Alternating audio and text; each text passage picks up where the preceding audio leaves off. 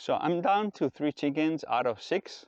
Apparently there is a predator around that is coming like every 2-3 weeks, and I find a dead chicken. My neighbor told me that for the way that the chickens looks when they're dead, basically the neck and the chest is all ripped apart. Most likely the predator is either a raccoon or a possum.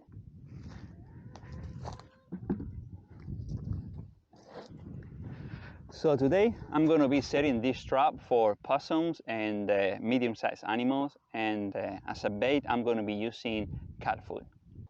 The way this trap works is once the door is open and the animal enters, the bait is going to be here in the back. If the animal presses this plate, okay, so let's load this up. Okay, now the fun part. Let's see if I can get this at the end without getting my arm trapped.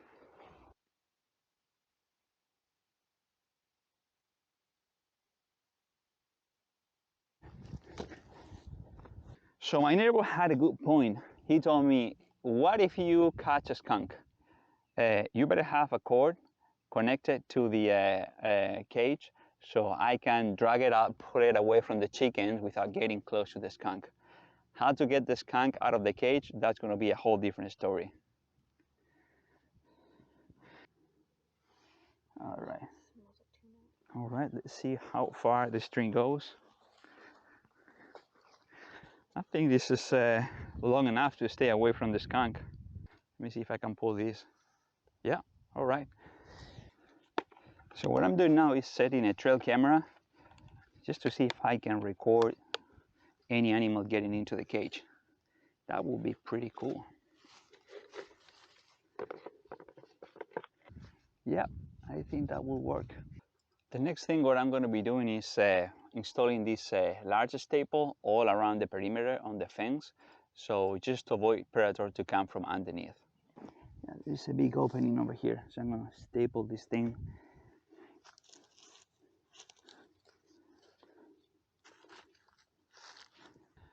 And also, in order to keep the fence tight and not falling inwards, I'm using these logs connected with a rope to the post, and it actually holds pretty well.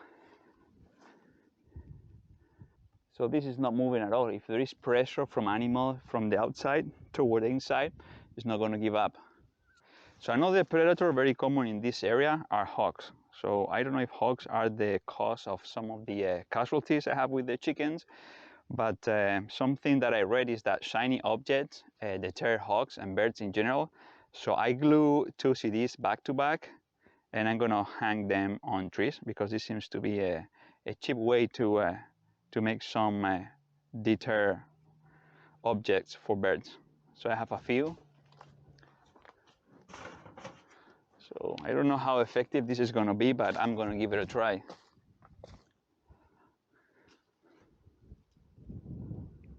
So this is another big opening.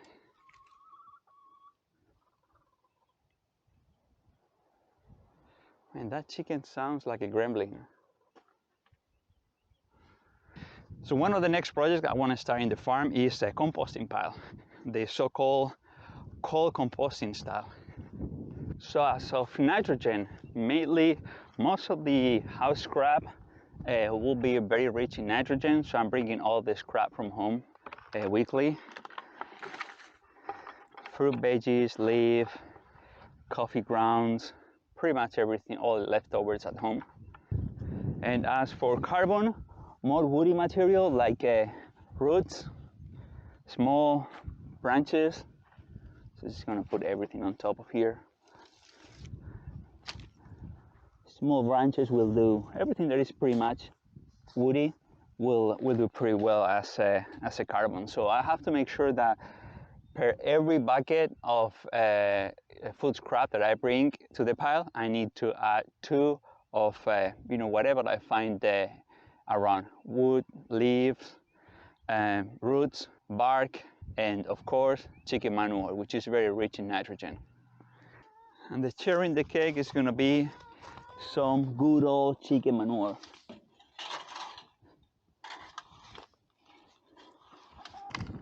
Spanish moss. I have a ton of Spanish moss.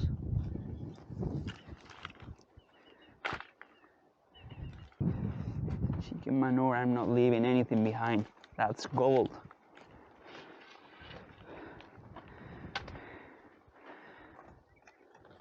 Alright, more ingredients on the soup.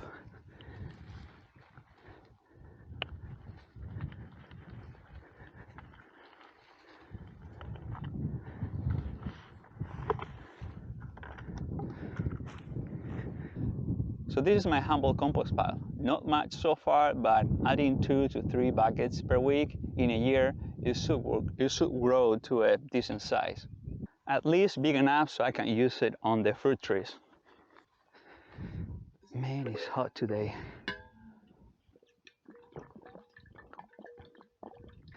One of the problems that I also have is that anytime I plant a fruit tree, deer just come at night and eat them alive. So I already lost 4 fruit trees to deers. So what I'm going to do is I'm going to build some like cages to put them around the tree. Hopefully that will help the deer to stay away. All right, so I'm going to do like a 10 feet long.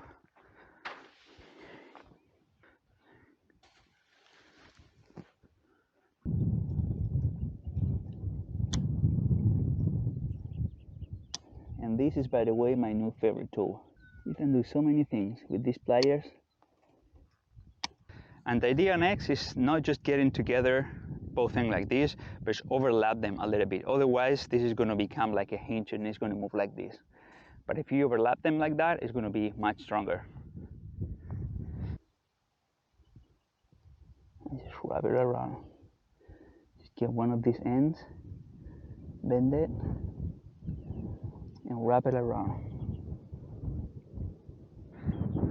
And this is it. You can make it as big or small as you want, but for my fruit trees, this is going to work. And in order to keep this more solid on the ground, I attach it to a T-post with some wire, and that way if deer's post, then it's not going to go anywhere. So I built all the cages with a welded wire, put them around the trees, and I set a trail camera to see what was going on with the deers. And here you can see them just walking around the trees, but they can't reach out to the leaves, so that seems to be working. Some figs over there and some more over there. Pretty cool.